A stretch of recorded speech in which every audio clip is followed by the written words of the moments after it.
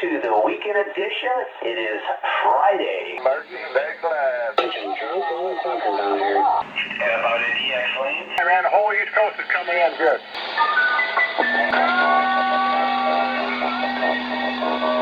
Man, you come up on the wrong side of bed this morning. Quiet, numbskulls, I'm broadcasting. I can't hear you. I've been wrong about more things than I've been right about. Finally, an honest guy on the radio. I hear you, Leah. That ain't Leah, you dumbass. I've never voted for a Democrat in my entire life. Central England, calling DX is standing by. Trump for 24. This is T6 Hotel Tango 60. Whatever that means. Come on in, Boston.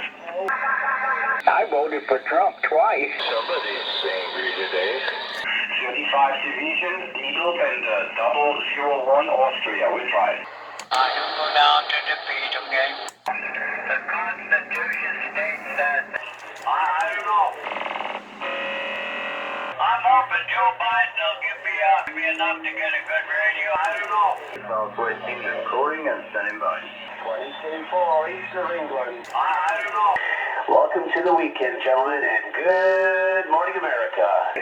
We'll be back for more. Alright YouTube, hello, thank you for watching. Today I'm going to finish up something on this Cobra 142 GTL in reference to the ddsvfo. Hopefully this will be the last video where I have a 142 GTL on my bench. So I want to show you a correction board here that I made for the spectrum analyzer. The problem I was having with the spectrum analyzer on this radio is it was reading like 10 or 20 over signals is somewhere around S6 or something pretty close to that. But either way, regardless of exactly what it was, the spectrum was way too low on it. So I sat down with a calculator and some paper the other day, probably my two favorite things, and I come up with this board here. It's got two 8-pin dips on it. This will correct the signal going into the ddsvfo, into the spectrum input. So it attaches over here at the anode of D61, which is the S-meter detector circuit. So the wire just simply comes over, goes into the input of it here, comes out of the output, and then goes down into the spectrum on the ddsvfo board on the other side. The only other thing it needs is power. So there's the 13.8, and it needs a ground wire to operate. It took 12 hours to make this board, and just to do a quick alignment on it. You know, if anybody has any interest in making one of these boards, I would consider giving you a schematic to this, but I'm not going to go into a lot of details and just kind of throw it out there on YouTube. It was actually a very simple circuit. So this is a voltage adjust pot here for -5 volts. This here is a 0 pot to set the output at 0. And this is the calibration pot there. Now probably the best way to do this would be to put an S9 signal in, which would be 100 microvolts, into the receiver, and then adjust the calibration pot until you get an S9 signal on the spectrum analyzer. That would be the way that I would recommend doing that. Or if your S-meter's already been calibrated and, you know, known to be good, you could just simply go off of the S-meter itself. I was really at a premium for space here, but I can get to that pot. My screws are a little bit too short.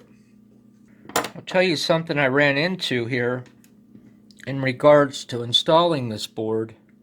To my complete dismay, is that after approximately 50 years in business, I think it was, all electronics in California has went out of business. Boy, that kind of hit me like a ton of bricks, to be honest with you. All electronics was really the last of the line for getting standoffs. I know the past couple years has been some type of struggle for them. My days of making circuit boards could be over, because if you don't have standoffs, you can't mount a board. If you can't mount a board, you can't make a board. Pretty straightforward. So if you have a 142 GTL, this is something you're likely going to need if you want it to be right. Alright, so if we put this on spectrum, push that in, all channels, RF gain the whole way up. That's what we see as this ddsvfo scans across the frequencies. All it's doing is taking the voltage from the S meter and applying it to drive the amplitude of this display there. It's a pretty simple concept. So we're looking at frequency versus amplitude. So we got a lot of activity on there. Signal levels all around about S5. It's very hard to see, but down here in the corner, it took me a while to notice it was there, is an S3, an S5, an S7, and an S9. So if I put about a 20 over signal into it, and that comes up on the camera a little bit better there. So that's about a 20 over signal. And it's kind of hard to tell, but it looks like we get probably something around an S5, S6 maybe. So there's the signal level as normal, going from the S meter detector into the ddsvfo. That's with my board turned off there, essentially, is what you're seeing. So we're getting a bunch of signals that are all laying down around about S5. I know that's not accurate because the band activity is higher than an S5 signal. So if I go ahead and put my board on here, look what happens.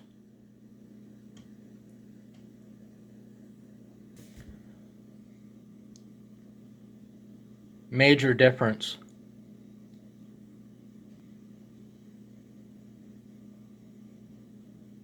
And right here again is going to be the board off. Right there. So this is a super useful tool for this ddsvfo board to get the spectrum display where we need it to read. And part of the problem for this, the reason that it's reading so low, is because of where the spectrum has to be attached in this particular 142 GTL. And that's part of the problem, so that's why I made this board here, to correct that whole issue. I don't know how much headroom this analyzer has here. I'm not so much worried about whether or not a 20 over signal, you can't read 20 over on this display anyway. So the best way to do this would be to put a 100 microvolt signal into the radio and adjust this for an S9. Or if you have a good S meter that you know has been calibrated to 100 microvolts, you can just simply calibrate this RF display off your S meter. So you can see there's quite a difference with this board on as compared to what it was. So this gets the spectrum analyzer on track, exactly where it needs to be there. I guess one other thing too that I didn't show here, coincidentally, if you want your spectrum analyzer to shut off, all you simply have to do is key the mic. So I'll show you the board here for the Roger beep. It's really not much of a board. This is what I said I was going to do to be able to adjust the Roger beep levels. Since the beep level for SSB and AM are completely different, and this ddsvfo puts out 100 times more voltage than it really needs to. So the pots are on here, so I just kind of labeled it down here on this edge. So there's SSB, there's the AM to set the beep levels pretty precisely. There's a little 5-volt signal relay on here. There's a couple resistors on the other side of the board. So the audio just comes out of the ddsvfo here, comes down, hits right there. The audio comes back out up here and goes onto the wiper of the mic gain pot. This switch isn't used. It's just something I put in there to fill up the hole. And then after I put this in there to fill up the hole, I said, you know what, I could stick a board on the back of that switch and use the switch as a standoff to put something else on another board. That's just how I work. I work on multiple levels and dimensions when I build shit. The SSB pot was 500K, the AM pot was a 1 meg, and then of course, if you look back on my last videos, I told you what those resistor values would need to be, so you can figure what's on this board from my last video. I will be happy to get this son of a bee off my bench, I'll tell you that. and put the covers back on this radio. I mean, holy cow. VFO's working real good. Have no frequency stability problems with it. Every day I put this on and I run it and I think, okay, is it going to be off frequency? Because if it's off even 50 hertz, this board isn't going to work for me. It seems to be doing good. The only thing I will say is this: when I very first did probably the first install on this ddsvfo, I set it on frequency. The next day, I don't know what the reason was, but it was off frequency. So I went back in and adjusted the crystal frequency again, and then that time it stayed on and it never went off. And I think Troy Radio said when you replace the microcontroller board, yeah, that makes sense, you would have to do an alignment, a realignment on the frequency again. If you want to tighten up your clarifier on this, the cool thing about this ddsvfo is you can do that. Typically I set my clarifiers very tight, plus or minus 250 hertz, but all you have to do is go into the menu and you can adjust that clarifier to any value you want. So if you wanted to swing plus or minus 2.5 kilohertz or plus or minus 1,000 or 500 or whatever, you can set that right in the menu. Kind of a super cool thing there. So anyway, I will say this 142 GTL, the receiver in this, I'm extremely happy with. It has some advantages over the Anytone. It has advantages over my Madison in certain areas. So I just wanted to throw these couple things in as some additions to the ddsvfo to get things fine-tuned and working a little bit better in this particular radio here anyway. If you wanted to put this into a different radio, the circumstances would be a little bit different from the description that I have given you as far as values and this and that, because other radios are going to be different. So hey, I appreciate you taking the time to watch my videos very much. You take care and have a great day.